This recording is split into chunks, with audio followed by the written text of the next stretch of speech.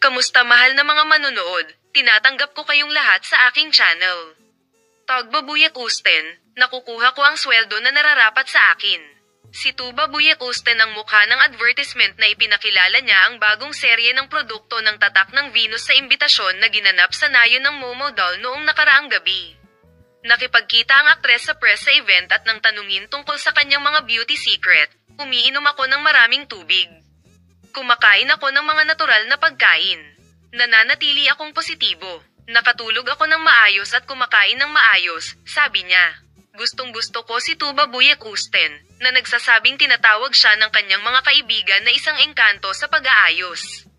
Dahil nagmamalasakit ako sa pag-aalaga sa sarili, dedikasyon at pagmamahal sa sarili, lumalapit ako sa mga tao sa parehong paraan, sabi niya.